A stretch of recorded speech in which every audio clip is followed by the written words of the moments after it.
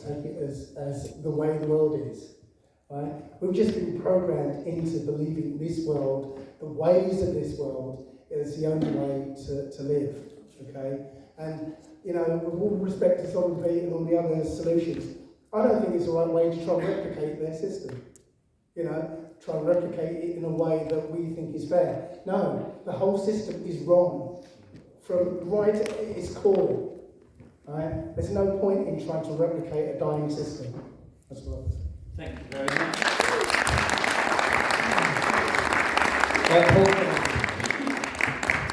Okay, right.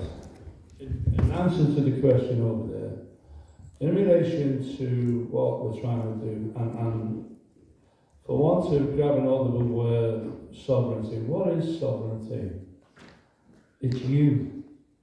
It's not Sovereign Pete. It's not allegedly Dave.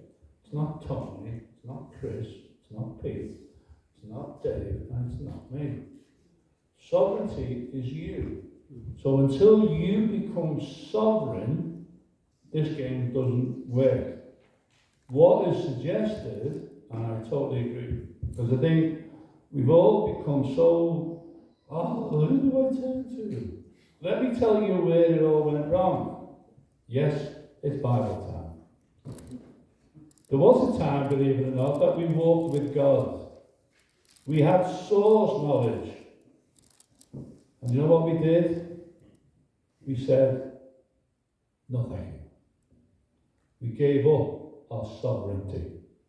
We asked, could you give us a king to tell us what to do? Could you appoint judges to tell us what to do?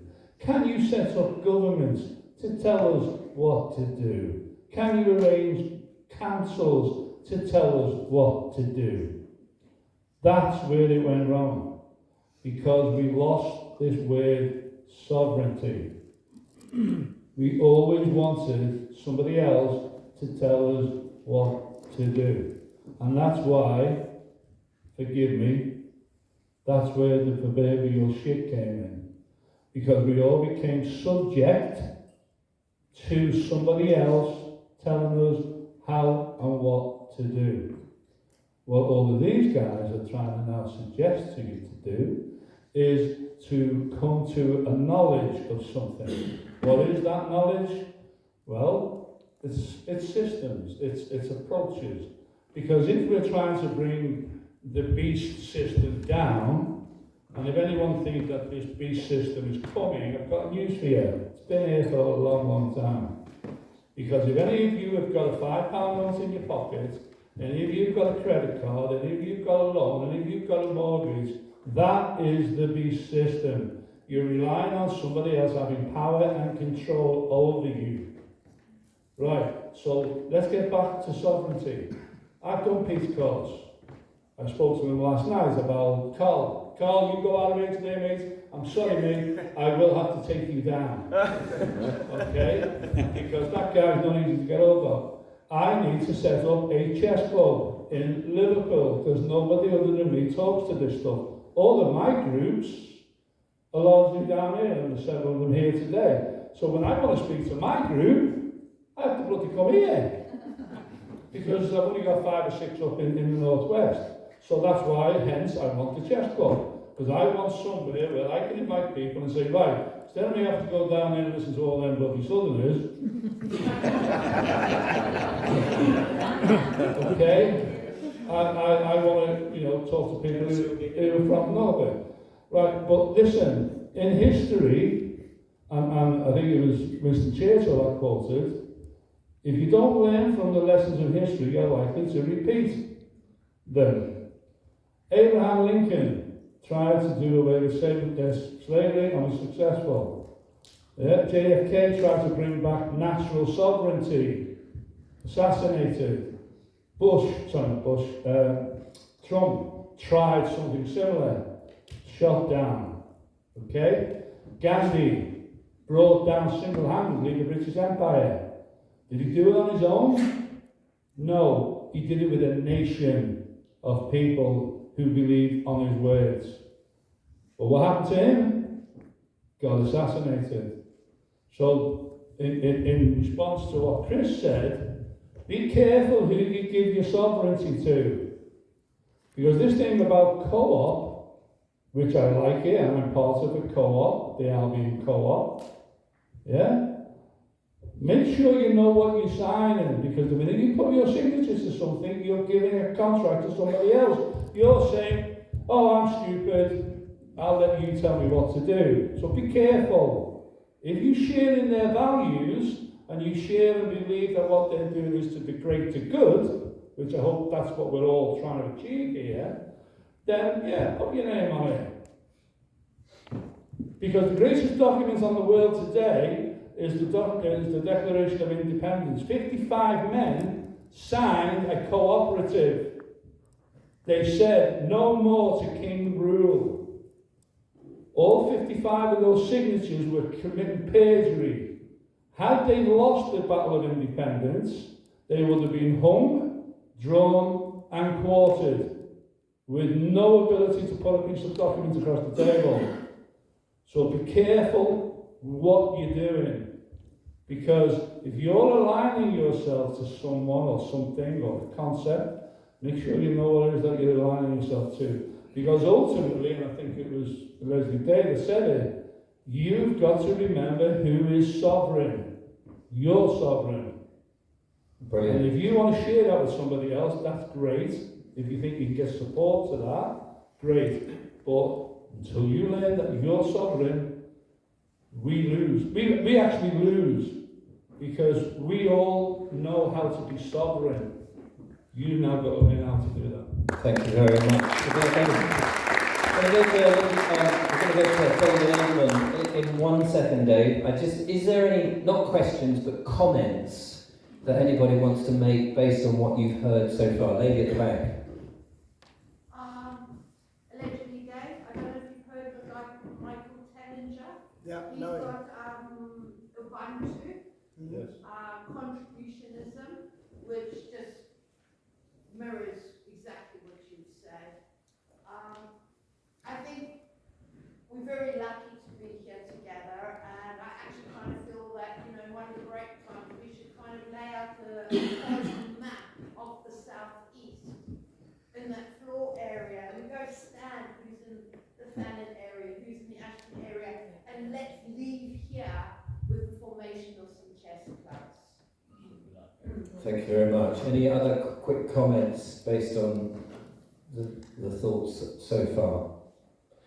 Okay, over to the People's Lawyer. Okay, I want to go down the route of psychology and learning. Now, I teach bridge, and in fact, I've got one of my students here. Right? I'm a bridge teacher. It's a lifelong thing. I've been playing and teaching bridge forever. And 3 types of people show up. The first type of person is they can't even cope with the idea of learning bridge. They think it's way, way, way beyond them. So they don't even sit down to play. That's type 1. Type 2 will give it a go, but they will give up when they realise that they need to take the responsibility for learning how to play. They won't, they don't want to put that effort in. So that's type 2. So type 1, too frightened. Type 2, too lazy, too mentally lazy. Type 3 will stick it out, but they still want me, or my equivalent, to teach them how to play. But it's a skill. It's a skill, and you only learn by practicing that skill and by doing your due diligence and trial and error. I used to run classes in Manchester, and I'd have, this was at Manchester Bridge Club, and I'd have people putting their hands up saying, what do I do now? And I would say, why are you asking me? And they would look very confused. Well, you're the teacher. And yes, I may well be, but you're the student. So we've got to take on board the idea that you learn by doing, not by being dictated to or told anything. It's learning by doing. And until you become a doing learner, you're not going to learn anything. And that's part of the sovereign package. The sovereign package says, there is something I need to know, and I'm prepared to do the work to know what I think I need to know. So that's something to factor in as well. Thank you very much. Before we go to Peter Hatt, Tony Rose would like to say a quick word in response. Thank you. Good morning. And I apologise to those who were here yesterday because I'm just going to repeat a little bit of what I said yesterday. I'm coming into this game, the game, from someone who didn't know anything about it. Especially challenging the utilities, the taxes and everything else. So 5 years I've been doing it.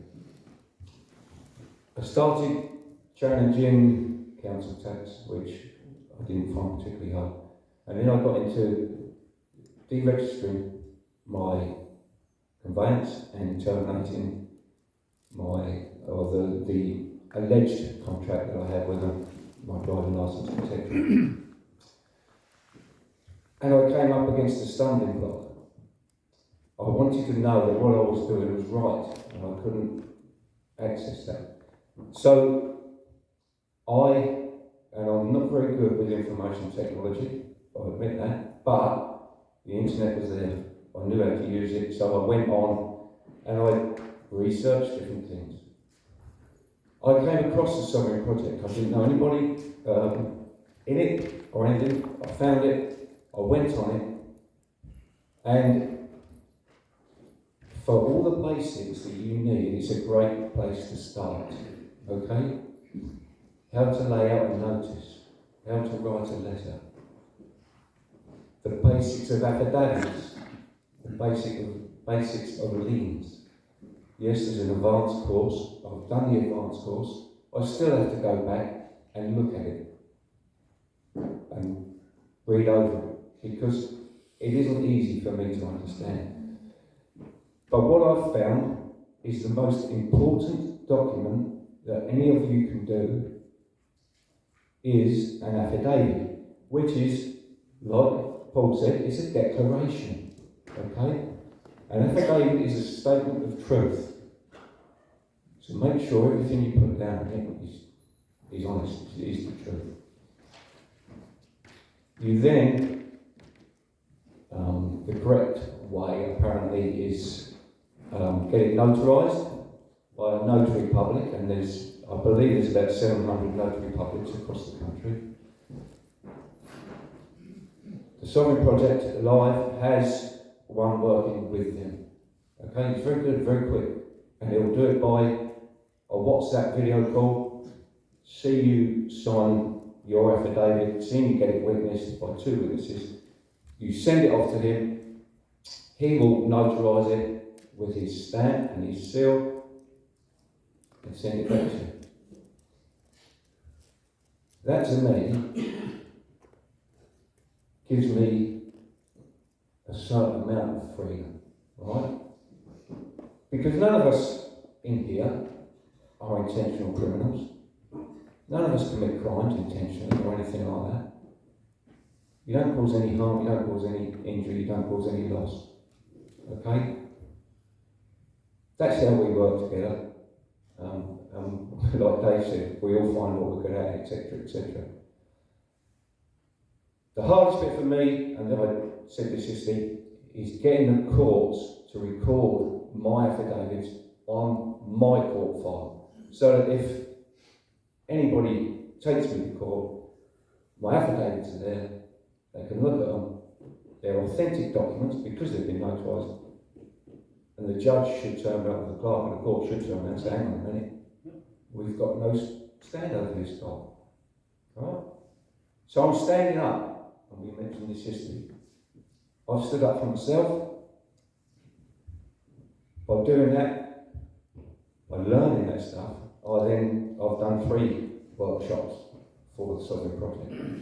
Okay? I'm helping people with their affidavits now.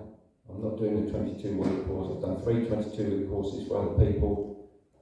I'm helping people with their affidavits now. And we're getting them done. All right, so do your affidavit. Thank you very much. Take your hand. We can start. That's all right. It's all good. So we all have things in common. certain amount of paperwork, how you use that paperwork. So some people notarise it, we don't notarise, we have 2 witnesses in a thumbprint, because all you need is 2 witnesses, because I stand under the divine, I stand under the Creator. My opinion of the slavery system, if you were here yesterday, I laid it out for you what the actual scam is. It's a slavery system, and that's how it's managed through the birth certificate. So if you're participating in that, then you're participating in that. I decided I'm not going to do that. And most of you don't want to be in it either. So you're extracting yourself from it degrees at a time. Because the first thing you have to get rid of is fear. Fear of loss, loss of your assets, loss of your friendships. And the pandemic made it very clear to us. A lot of people, members of your family, are not awake. They're never going to be. Friends you've had for years, decades, not going to wake up. And so those ties were cut. And we suddenly had a division globally, not just in this country, where people recognise that something else is going on. I believe it's a shift in frequency. It's a shift from Homo sapien to Homo spiritus. So we're moving into a spiritual realm, a higher vibration, a higher frequency. And people are having trouble with that because it comes with other consequences. So to address the question of what you do what we're doing. You start to build your own community. And that starts with you. It doesn't mean you have to join anybody else to do anything. It's an internal thing. It's inside of you. I have 4 tenets that I live by now, that I write down. And a 5th one, which I'll go into afterwards. And the first one is do no harm. And that sounds really simple, but do no harm is also what you think. Do not think thoughts which are harmful, because they go out into the world and they have an effect. Whether you believe it or not, they do, and they get a response. And the response is always worse than the harm you're putting out. For me, that's a fact. You may have experiences which you can relate to, where you thought something, and when something has occurred, you went, oh yeah, right, I've got it. Right? Do no harm. Help others. Like, help your neighbour. Help the person sitting next to you. Have it in your mind. These are things you need to be in your mind all the time. And it's difficult when you're confronted by, God waving at you at your window of your car, and you're thinking, I have to forgive you, I have to bless you. That's the 3rd one. Because you don't want to forgive and bless. You want to be right. I'm right, you're wrong. As soon as you have that duality, you're both in the matrix. You've got to stand outside of that. It's an inside job. You've got to go, no, I'm not going to wish you harm. I'm not going to allow you to corrupt me. My job is to give an example to you of how you need to be. So I have to be that. Not just think it, be it. All the time, consistently. And it takes practice. Just like everything else. You have to be able to get into positions where that's happening and know not to respond to it that way and do the exact opposite and feel loving. Be loving towards these people, towards what you might call the enemy. It's not the enemy. We're all one consciousness. Is that while you hang them as well? Yeah. Be loving while you hang them. That's what needs to happen. I leave it up to the divine to take care of that. It's not my job to judge either. You see, that's my perspective. I'm not saying everybody has this. I'm just saying this is where I come from. Let God judge. We'll help the hanging. That's on, that's their karma, and that's on whoever's doing it their karma. That's not, I'm not going to participate. So, do no harm. Help others, because in helping others, you help yourself. What you give is what you get, literally. So why would you give anger and pain and fear? That's what they're doing to you. Are you enjoying it? Is it working for you? Are they getting it back? I mean, if they're giving it to us, are they getting it back then? Yes, and why are we not seeing them get it back? Well, how can you see them getting it back? Your experience, you can't have my experience, I can't have your experience. Are you seeing them get it back? I think they are. I think that's how that works. It's energetic. I think it works. Anyway, so I'm just telling you my viewpoint, right? So, do no harm, help others, right? Forgive and bless. And then the 4th one is keep your word. People misunderstand what integrity is. They think integrity is professionalism or ethics or bullshit. Being whole. That is what integrity is. Like the hull of a boat, it has no holes in it. So when you say you're going to do something, no matter how small, for someone else, make sure you do it. If you give yourself, I'm going to make sure I do this for myself, make sure you do it. Keep your word. Then you'll come into alignment. Things start to shift in a different way, I promise you. And the fifth one, the thing that most people, it's been time and again come up in every personal development course since the 80s. Gratitude. Stop thinking about what you don't want. What are you grateful for? What are you grateful for? There's always someone worse off than you. Always. So no matter what's happening to you, there's someone else having a much harder time. It's guaranteed, right? So what are you grateful for?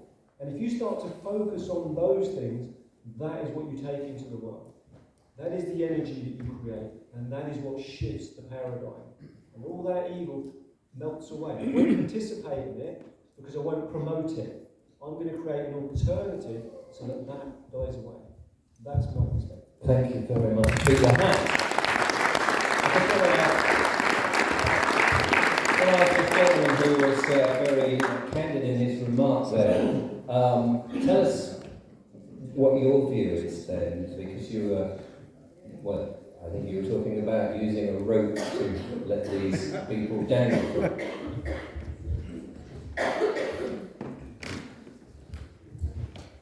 Peter's right. There's one thing much more powerful than love. It's authenticity. Even the vibration is greater. But even Paul will say that the biblical statement is we have to have retribution for the shit that these people have been doing. So a little bit of hanging is good for us, or for them anyway. That's basically what I'm saying. And have you seen the change in the energy over the last 2 years? Where has it all gone? Where are all these people gone? Where's all the false flag events? Where's all the shootings? Where have all the governments gone to? They don't exist.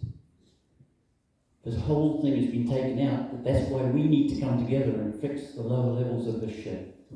Put it back the way we want it. The hanging has already been done. We just need to rejoice over it. That's all. Thank you very much. Can I just address that, please? Listen,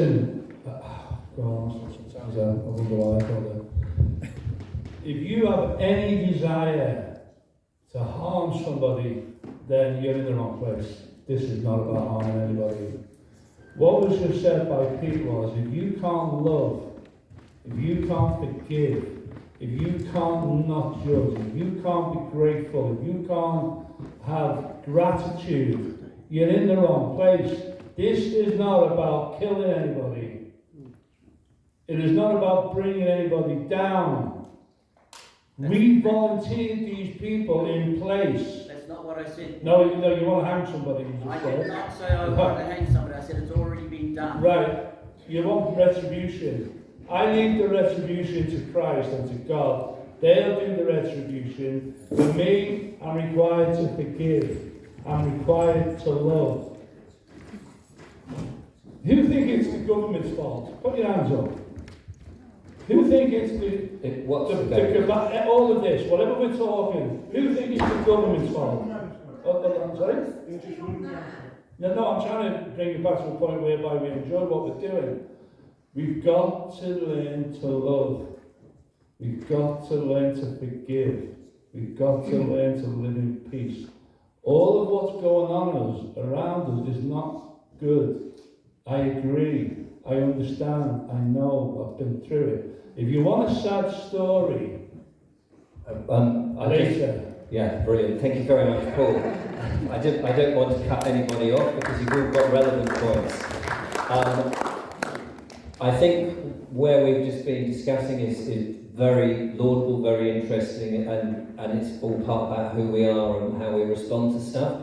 I am aware that a lot of people have come here for perhaps practical ideas and solutions as well. And so having had that very spiritual conversation or theoretical conversation, are there any practical questions whilst the panel? We're going to go to a presentation in 15 minutes after the break. But before that, any other questions from our audience? Yes, lady at the back. Hello, I just wanted to find out any advice on private members club, and also I've already removed myself from HMRC, but private members club and trying for. Is there anything specific about the private members club, or just general? I'm just new into it, so I just wanted just general, like, I've changed over my whole system into that, so. Just Can I address HMRC?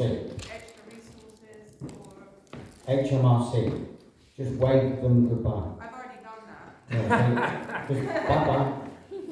But around the private members club, would you, I've put in place what I think is correct. I just wondered if you had any. As a quick thing, I did mention this yesterday as well. Private members associations is a structure in the current system that can be attacked very easily by the elite. It's very important that private members associations are not limited liability.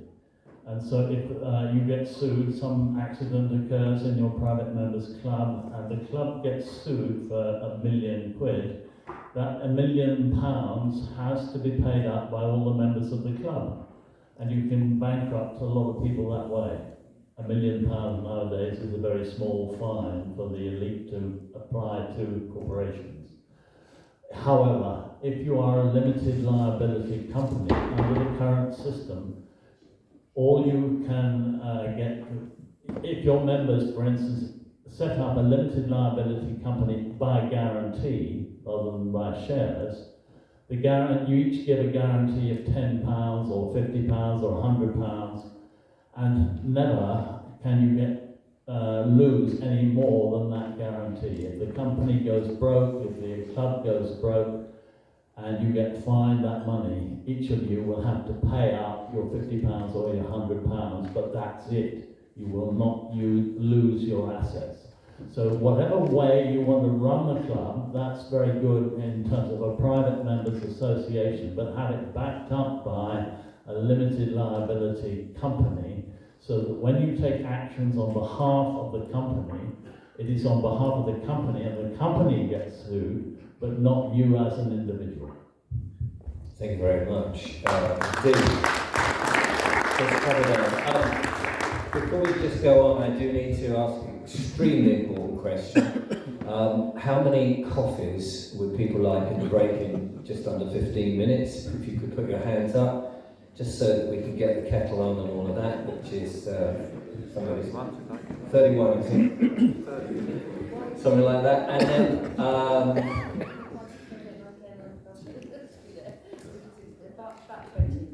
and teas, a smaller amount. There we are. Which is, yesterday it was just one tea, so that's good. Right, okay, back to more serious stuff, of course.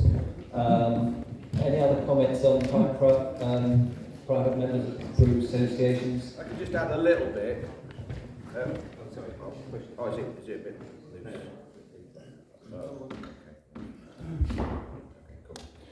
Yeah, what Chris was talking about, that's a statutory PMA.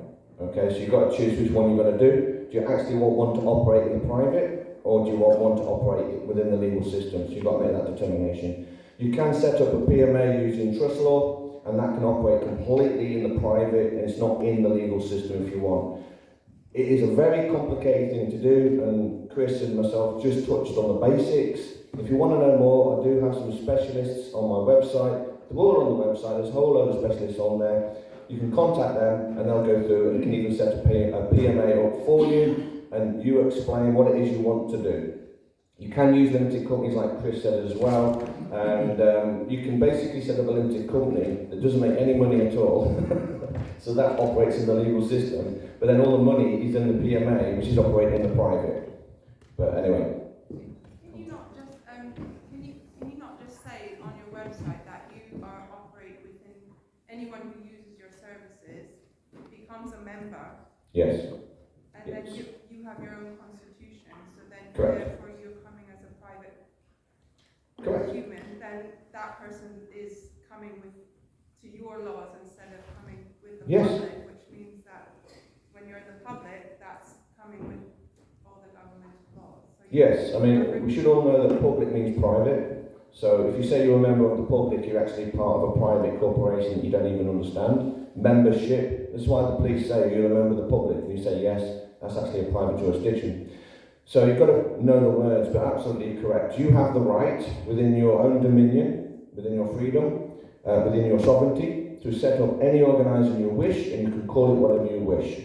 So if you want to set up an association with members in the private, that's your PMA, and you have the right to do that.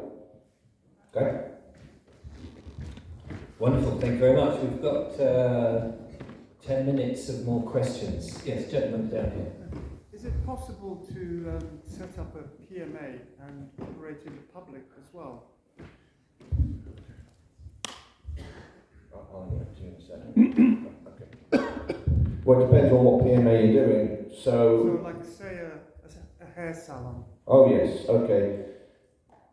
It depends if you're dealing with a franchise, it depends on the original contract, so this is hypothetical. But if you set up in the private, you stay in the private. You don't want to be operating in the public, because you're switching jurisdictions. This is why you normally set up multiple different companies for that, so you can have a limited company that will operate in the public if you want. Now, do you understand what I mean by public? Don't think when I say public, like three-dimensional people walking around the street as public. That's not what public means. Public means persons within a two-dimensional jurisdiction, okay? Like I say, members of the public, it's private. You're actually operating in a PMA, by the way. America is a complete example. They have a constitution, they have a president. They literally tell you they operate as a PMA, okay? So when you say, do you want to operate in the public, are you referring to the living, breathing men and women walking around the streets, or are you referring to the corporate version? No, I'm referring to men and women Absolutely. that come into my salon. That's easy. So all you would do, the best way to do it, now I do cover this in my course, and I do go through the difference between private and public. It's going to take, it's a 2-hour presentation, so I'm going to have to just touch on it. But basically you're going to have a closed door policy. So that means that you can't have an open door policy, because then members of the public can walk in and they can bring the jurisdiction into you. So a PMA would have a closed door policy, members only. Being a membership is very simple. Someone can knock on the door, you open the door and you say, would you like to be a member? Yes, okay, come in. It's as simple as that. But I'm just touching on the basics. I haven't got time to go into more details. Have I answered the question for you? I'll hand it over to Chris.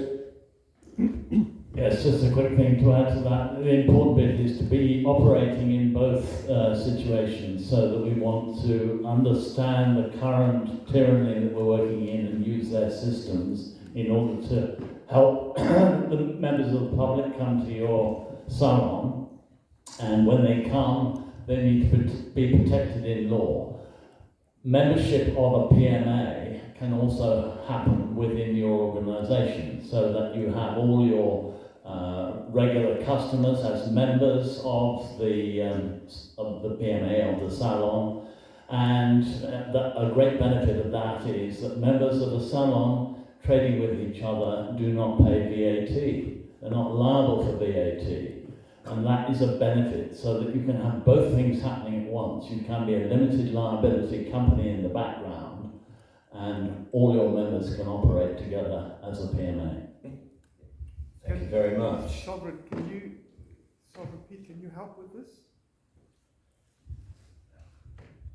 Not me personally, like I said, I've got a team. I've got 50 staff now, so go on the website, and I've got specialists for all of this. I've got 2 trust specialists. One is Trina Deacon, and the other one's Mark Patelic. Mark Patelic does all the memberships globally. Trina Deacon normally operates within the UK corporation. Contact them, they'll help you out. Thank you. Is anybody operating businesses or things in the private members? And apart from the question of before, is any other people or part of a private membership association? How does that work for you? Very well, thank you. Thank you very much. Me sticking my nose in. It's in the private, none of my business. Is that right? It's in the private, it's by donation, and therefore, as Chris says, there's no obligation to have to involve HMRC, and it's private donation. And what sort of things? I mean, obviously it's a private thing, but is it to do with, I don't know, buying and selling, or food, or providing a service, or that sort of thing? Lots of things. I'm just trying to get an idea so that if people are thinking of setting them up, the kind of things that you might use it for. Yeah, it's involving health, wealth, and stealth. Health, wealth, and stealth. Well, there seems to be a lot of bloody stealth in it. Part of it. Anybody else? Just just curious, because it's something I think that's very important to all of us. Richard, my business is like that. Your business is exchange and donation. I don't know if this is, comes under PMAs, but something very similar. I guess it's a bit of a plug, really. I've just started a project called the Mortgage Project, and it was, did it on the show actually. You did? Yeah, so since we haven't got any feds in here, I can talk about it. So it kind of operates in the sort of same way. I've started a trust called the Aurically Crescent Trust, right? Which basically means the piss trust. But I've started a trust, and you become a beneficiary by donating money to the trust, a certain amount to the trust, okay? And everyone donates this money. We actually then, with the money, buy an amount in gold as an asset, okay? As gold reserves, as such. And when we've got this asset, then I can, or me on behalf of the trust, can now send out promissory notes backed by gold, okay, up to the value of the asset, okay, and now I give that to the beneficiary.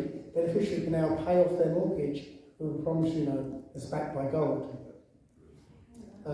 So essentially, it's kind of like a PMA. It's a trust, but everyone who joins it with a donation becomes a beneficiary of that trust, and then you have access to the trust fund, okay, which will be a gift to its beneficiary from the trust. So that's the project I'm working on right now, and yeah, you can find it. I don't know if you can find it actually, but, I literally just launched it, yesterday, day before yesterday. And if you want to take it down, it's the aurictrust.org.uk. How are you spelling Auric? Yeah, AURIC trust.org.uk. Brilliant. Thank you very much. I think, thank you very much, Dave. I think we're going to take a break now for 15 minutes, have those teas and coffees, and then we are back with Peace Officer Davey, who is going to give us a presentation about what he does and all of that stuff. Thank you very much for coming to the first session. Steve?